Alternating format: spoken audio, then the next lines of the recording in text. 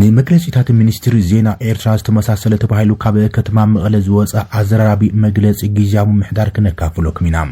ካብ ኣስመራ ብእንዳ ዜና ስርዓት ኢሳያስ ኣፈወርቂ ሚኒስትሪ ዜና የማነ ገብረ መስቀል ዝዝርግሑ መግለጺታት መብዛሕትኦም ብምሳሌታት ጀሚሮም ብምሳሌታት እዮም ዝውድኦም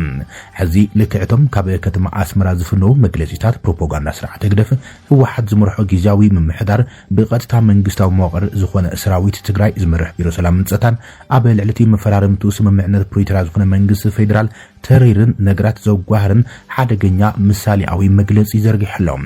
እቲ መግለጺ መንግስቲ ፌደራል የካይደሉ ኺሉ ዝሃቦ መግለጺ መንቅስቃስ ዲዲአር ንዕጡቃት ቲዲኤፍ ነበር መልሲ ንምሃቡ ኮይኖም ዲፕሎማሲያዊ ዘይኮነ እኳዳስ ተንኳይ ዝኾነ መግለጺ ተዘርጊሑ ኣዘራራቢ ማሕበራዊ መራኸቢታት ተጋሩ ኮይኑ ዘሎም እቲ ልክዕ ብምስላ ዝጻረፉ መግለጺታት መንግስቲ ኣስመራም ብዘዘኻኽር መንገዲ ብምሳሌያዊ ርእሲ ዝጀመረም መግለጺ ጊዜያዊ ምሕዳር ዝብእስ ኣብ ዘይፈልጥ ዓዲ ከይዱም ማእሲ አንጽፉለይ በለ ብምባሉ ይጀምሩም ኩናት ከም ምጅማሩ ምውድኡን ቀሊሊሉ ዝሓስብ ዝበሎ ስርዓት ብልጽግናም በዓይኑ ዕሙተይ ናብ ኩናት ብምእታው ንህዝቢ ብምግፋዕን ብምጉስቋልን ክብርን ስምን ሃገር ኣባላሹም ብዘይሕፍረት ብዛዕባ ሰላምን ምክኣልን ክዛረብ ብምርኣይም ኣዝዩ ዝገርም እዩ ዝበለት መግለጺ ቢሮ ሰላም ጸጥታን እዛ ብሓገዝ ለኣኽቲ ግብረ እከም ብዝተረኸበት ሕርጓቶ ኣብ ከተማታት ሰዓርን ቆጽርን ተኺለም ከተማታት ኣማዕሪገ እትብል ደርፊ ዓያሹ ከዘውትር ዝጸንሐ ጉጅለ ምዃኑ ዝገለጸም ብጀነራል ፍስሐ ኪዳኑ ዝምራሕ ቢሮ ሰላም ጸጥታን ሕዚ ድማ ይብል መንተ ሰላም ክብል ንሰራዊት ትግራይ ነጻጺለ ንንቦይኖም ዲዲአር ኣጀሚረ ኣለኹ ትብል ናይ ባሃማት ቀልዲ ዘርጊሕሎ ይብል እቲ ብሕግን ስርዓትን ምግዛእ ነውሪ ዝኾነ ስርዓት ብልጽግናም ንሕጋዊ ፈራሚ ስምምዕነት ፕሪቶሪያ ንግርን ገዲፉም እቲ ኣብ ትግራይ ዘሎ ጨንፈር ቤት ጽሕፈት ተሃድሶ ኮሚሽኑን ከይፈለጦ ምስ ውልቀ ሰባት ተረዳዲም ከምዚን ኮሚቲን ጌርና በለም ይህውት ተሎ ይብልት መግለጺ ካሊእ ዘደንጹ መነውራ እዚ ስርዓት ድማ ይብል እቲ መግለጺ ቢሮ ሰላም ጸጥታን ኣባላት ሰራዊት ትግራይ ከም ዜጋታት መጠን ክረኽቦ ዝግባም ኣብ ተልእኾ ምኽባር ሰላም ከድካ ዝርከብ ረብሓ ከም መጠበርን መኸብለልን ሜላ ጌሩም ክጥቀመሉ ይፍትን ምህላው ይብል እቲ ዝሕፍር ብልጽግና ነዚ ተበግሶ ዝወሰድ ኩሉ ምኽንያት ብርቱዕ ድሌት ሰላም ስለዘለን ይክብል እንከሎም ዝብእስ ኣብ ዘይፈልጦ ዓዲ ከይዱ ማእሲ አንጽፉለይ በለ ጥራዩ ክበሃል ዝኽእል ብምባልም ንመግለጺታት ሚኒስትሪ ዜና ኤርትራ ብቐጥታም ብቃላትን ኣጠቓቕማ ሓረጋትን ኮፍ ኣቢሉ ቀሪቦም እዚ ድማ ናብ ሕልናኻ ዘዘኻኽር መግለጺታት መንግስቲ ኤርትራ መግለጺ ቢሮ ሰላም ጸጥታን ትግራይ ኮይኖም ንህዝብን ዓድን ትግራይ ዝያዳ ናብ ሓደጋ ዘቃልዑ ተኻሳሕቲ ቃላት ተጠቒሞም መግለጺ ተባሂሉ ኣብ ተጋሩ ማሕበራዊ መራኸቢታት ይቀባበልዎ እዮም ዘሎም እዚ ብቐጥታ ካብ ሚኒስትሪ ዜና ኤርትራ ዝተቃነየ ተባሂሉ ዘሎ መግለጺ እቲ ህወሓት ንግደፍን ዝጀመርዎ ጽምዶ ዘርእን ማሕበራት ህወሓት ብሻዕብያ ይዘዙ ከም ዘለው ዘርእዩ ዝብሉ ወገናት በቲ ሓደ ገጽ በቲ ካልእ ገጽ ድማ ብስንኪ እኹል በዓልምያ ኮሙኒኬሽንን ርክብ ህዝብን መንግስታዊ ተሓታትነትን ዘይምህላው ዝተዘርግሐን ንህዝብን ዓድን ዝኸፍእ ሓደጋ ዘሳጥሕ ኢሎም እዮም መልሲ እንትህቦ ተዓዚብና መንግስቲ ፌደራል ኣብ ዝሓለፈ ረቡዕ ኣብ ዝረክቡ ሓበሬታ ኮሚሽን ሃገራዊ ተሃድሶ ኢትዮጵያ ነበር ኣባላት ኣብ ሱዳን ዝንቀሳቐሱ ጉጅለ ዕጡቕ ኣርሚ 7 ቲዲኤፍ ናብ መስርሕ ዲዲአር ከም ዝኣተውን ቁጽሮም ድማ ኣስታት 500 ምዃኖም ብምግላጽ ኣብ ክልል ዓፋር ኣዋሽ ኣርባም ስልጠና ከም ዝጀመረ እዩ ገሊጾም ውድብ ዲሞክራሲያዊ ስምረት ትግራይ ስምረት ውሳነ ሃገራዊ ቦርድ መረጻ ኢትዮጵያ ኣብ 5 ክልላት መረጻ ትግራይ ዝከራኸር ኣቕሪቦ ዝነበረ ክሲ ከም ዝሰሓበ መራሒት ውድብ ኣቶ ጌታቸው ረዳ ገሊጾም ኣማኻሪ ቀዳማይ ሚኒስትርን መራሒ ውድብ ስምረትን ዝኾነ ኣቶ ጌታቸው ረዳ ኣብ ዝሃቦ መግለጺ እቲ ጉዳይ ሕጋዊ መፍትሒ ዘይኮነስ ፖለቲካዊ መፍትሒ ስለ ዝሓትት እቲ ክሲ ተላዒሉ ዘሎ ኢሎም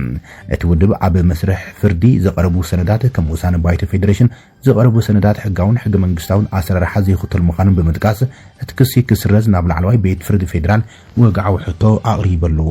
እዮም እቲ ኣቶ ጌታቸው ኣብ ቤት ፍርዲ ዘቐረበ ሰነድ ብሕጋዊ መስርሕ ባይቶ ፌደሬሽን ዘተን ድምፅን ከምዚ ሓለፈን መርገጺ ውሕዳት ሓለፍቲ ጥራሕ ዘንጸባርቕ ምዃኑ ነቢሮም ብመሰረት ዓንቀጽ 64 ሕገ መንግስቲ ፌደራል ባይቶ ውሳነ ክሕልፍ ዝኽእል ክልተ ሲሶ ኣባላት ምስ ተረኸቡን ስሩዕ ድምፂ ምስ ተዋሃቡን ጥራሕ ምዃኑ ብምዝኻር እቶም ሓለፍቲ ነዚ ብምጥሓስዮም ውልቃዊ ምርጫታቶም ከም ሃገራዊ ፖሊሲ ኣብ ወግዓዊ ርእሲ ደብዳበም መንግስቲ ንምትግባር ፈቲኖም ኢሎም እዚ ክሲ ምቕጻል ሕገ መንግስታዊ ኣሰራርሓን ዘይተኸተለ መስርሕ ሕጋዊ ኣፍልጦ ምሃብ ተባሂሎም ክወሰድ ከም ዝኽእል ስለ ዝኣመነ እቲ ጉዳይ ብትካላውን ፖለቲካውን ዘተ ክፈትሖ ከም ዝመረጸ ገሊጹሎ ስምረት ኣቕዲሙ ኣብ መወዳእታ ወርሒ ለካቲት ቀዳማይ ቤት ፍርዲ ጉዳያት መረጻ ላዕለዋይ ቤት ፍርዲ ፌደራል ንክሲ ውድብ ስምረት ተቐቢሎም እቲ ውሳነ ባይተ ፌደሬሽን ቦርድ መረፃን ብግዚያውነት ተኣጊዱ ክጸንሕ ምእዛዙ ይዝከር እዩ ኣብቲ እዋን እቲ ቤት ፍርዲ ንቦርድ መልሱን መርትዖን ከቕርብ ኣዚዞም ንኻልኦት ኣብቲ ጉዳይ ጣልቃ ከኣትዉ ዝሓተቱ ወገናት እውን ውሳነ መደበ ውፅኢ ነይሩ እቲ ክሲ ብሄራዊ ቦርድ መረፃን ንዝቐርብ ሃገራዊ መረፃም ካብ ምምሕዳር ቁፅር ክልላዊ መንግስቲ ትግራይ ንምግላል 5 ዘሰሓቡ መረፃም 5 ክልላት መረፃም ማለት እውን ሕሙራ ዓድረመፅ ጸለምትን ኮረምን ኦፍላን ራያ ኣላማጣን ድሕሪ ውሳነ እዮም እቲ ቦርድ መረፃ ዝተዋሃበ ውሳነ ካብ ግዚያዊ ምምሕዳር ትግራይ ከም በዓል ስምረት ዝኣመሰላም ፖለቲካዊ ውድባት ትግራይን ሰፊሕ ተቃውሞ ዘስዓበ እንትኸውን እቲ ስጉምቲ ንኽልተ ዓመት ዝጸንሐ ኩናት ትግራይ ዘብቅዕ ስምምዕነት ፕሪቶሪያ 2022 ዝጥሕስ ከምኡን ንሕገ መንግስቲ ሙሉእ ብምሉእ ዘፍርስኒ ብምባል ተረርቲ ተቃውሞ ቀሪቡሉ እዮም ሕዚ ስምረት ክሲ ምስ ኣቕረበም ካልእ ሕጋዊ ሕትታት ንዘይተላዒሎም እቲ ቤት ፍርዲ ነቲ ጉዳይ ከዓጽዎ እዩ ተጽቢት ተገይሩ ዘሎ ኣብ ብሄራዊ ረብሓ ትግራይ መሰረት ዝገበረ ቃልሲ ካይዱ ከም ዘሎ ኣብ አዲስ አበባ ኮይኑ አቶ ጌታቸው ረዳ ገሊጾሎም ኣማኻሪ ቀዳማይ ሚኒስትርን ፕሬዚደንት ውድብ ስምረትን አቶ ጌታቸው ረዳ ዝኽርቲ ኣብ ካብ ከተማ መቐለ ኣምሊጡ ናብ አዲስ አበባ ዝወጸሉን ካብ ስልጣን ፕሬዚደንትነቱ ዝተኣልየሉ መዓልቲ ዓመት መሰረት ገይሩ ኣብ ዘርግሖ ጽሑፍ ብቂምታ ዝሕነየሉ ሰብ ከም ዘየለፍሊጦሎም ኩሉ መዐቀኒታቱ ረብሓን ድሕንስን ህዝቢ ትግራይ ምዃኖም አቶ ጌታቸው ስሚሮሎም እቶም ንትግራይ ናብዚ ኩሉ ጸገማት ብምውዳቕ ዝሕተቱ ዝበሎም ኣካላት መሪሕነት ሕዝቡን ብዘይ ንዕስያክ ኣብ መንገዲ ጥፍኣት ከም ዘለዉ ዝገለጸ ጌታቸው ህዝቢ ተመላልዮም ከይጥፉ ጥንቃቄ ክግበር ጸውዮም ካብ ትግራይ ካብ ዝውፅእ ድሮ ሓደ ዓመት ከም ዝኾነ ዘዘኻኽሩ አቶ ጌታቸው ሰረት ሕላገተይ ፍልፍል ኣብዝሓ ፍልጠተይን ስንቂ ቃልሰይን ህዝቢ ትግራይ ዘለዓለም ብኩልንትናይ ኣብ ጎንኻም ምስ ባህግታትኻ ምስ ተሰለፉ ይብል ብኩነታት ዝናወጽ ቋም የብለይን ዝበለ ጌታቸው ነዚ ድማ ኣብታ መራር ሕስምቲ ዘመን ትሕቲ ሞት ዝነበሩ ፈተናታት ብምሉኦም ኣሕይሎምኒ ቅድሚኡ ምንም ተመክሮ ኣብዚ ነበረኒም ዓውደ ምግዳል ምስቶም ህዝቢ ትግራይ ኣይበርስን ኢሎም መስገደል ዝጾሩ ደቂ ትግራይ ተሰሊፈም ሓሞት ከይመረረኒ ምዒጎየ እየ ኢሎም በመሰረቱ ኩናት ካብ ዘንጸላልወሉ ክሳብ በረኻታት ትግራይ ካብ ምምካት ጽዕጽዑ ፍርታት ክሳብ ፕሪቶሪያ ከም ጊዜያዊ ኣመሓዳርን ድሕዩን ብዝኸኣልኩዎ ቋንቋን ጣውቋን እንትቃልስ ከም ሓደ ንጹህ ወዲ ትግራይ እዚኣስ ንህዝቢ ትግራይ ትረብሕዶ ዝብል ሚዛን ኣትዒተ የተቃሪሰሉ ጌታቸው ኣብቲ ከይዲ ተደጋጋሚ እትቀርበል ሕቶም ክባጸላይ እንትገጥም ታይ ተሓስብ ነርካ እትብል ኮይናም መልሰይ ኩሉ ሻዕ ልዕሊ ኩሉ ዝጽየፎ ሞት ዘይኮነስ ረብሓ ህዝብኻ ኣሕሊፍካ ትበላም ውርደት ምቕባልያ ነራ ብምባል ዝኻኺሮም እዚኣ እምነተይ ኣቦታ ኣላ ዝበለ ጌታቸው ዘይተነቕነቕ እውን እያ ትማሊ ሎምን ጽባሕን ኣብ ዘለኹ ሃልዮም ኩሎም እምነተይን ተግባራይን ብዘዋጽእ መንገዲ ጥበብን ንዓ ንምፍጻም ኢሎም ነብሰይ ትሕቲለ ህላወ ትግራይ ንከቐጽን فخران مخنيات أيلين المر انتهي كم زخفلكو هزبي عيد أفوني بمبالة زخاخرهم أبطال علويتي صفح سلطان تقرايز أنا حولا جيزيون جدنتنا عب سلماوي عود مهدار زرقا قصلم حدوش معرف نممدماد عتكيلز عرايز ولا جيتاجم نويح زمن كينالو ناب من قرأرو زوسلنا من قستن ودبن متحزال كبوك أسس عرايلهم سعارن تسعارن زيبلو حسم وقع كاب لبي فنفينم من سي كعرف عداقة حسابات كأمر كفيتم بزمسلنن زك علنن كن خير عرايلهم سلازي حلناي كابن لعلي كمغيخا محاشا كبلني انت زيو كينم نتግራይ زحالخ نطار سلازي سرحو ايكركو حننيلم كم زفلت يبل جيتاچو اب كيدي كابتن بخلو محاورين حلناين كقالس زمدبوني زنبرو بصوتي زيكونس كاب مانم زيصبت المت بزا معلتي اب لعلي سرعتن لعلين جيكا تفوصيمي بمباليو نتا معلت ذكروا حلوف نفردي حلنان تاريخن قريفم كمسلوم يخل مبر بفصوم زحنيلو سب يبلين زبل جيتاچوم حزون صباحن اب قالسي زلخو ربح تግራይ ኣለኹ ክብል ቃል ኣትዩ ኣረጋግጸሎም ድሕረይ ንዝተፈጠረ ክግምግም ንግዚኡ ንልማዓቲ ድልዋይ ኮንኩን ዝበለ ጌታቸው ንዓና ብሙጋድ ከሳኽዕዎ ዝደለይዎ ህዝባዊ ዕላማ እንትነይሩም ኣይሰርሕዎን እዮም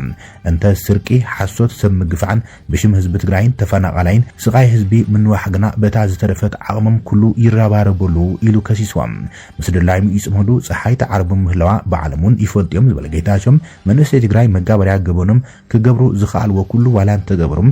عدي بعدا فنفيناتهم سلازلام أبي كله سعرنا لكيممنا كيتفهم تراح تخرج نجبر كبليوم بعوت يراخبنا بمبال ملأختو دمدمو أتجيتها شردام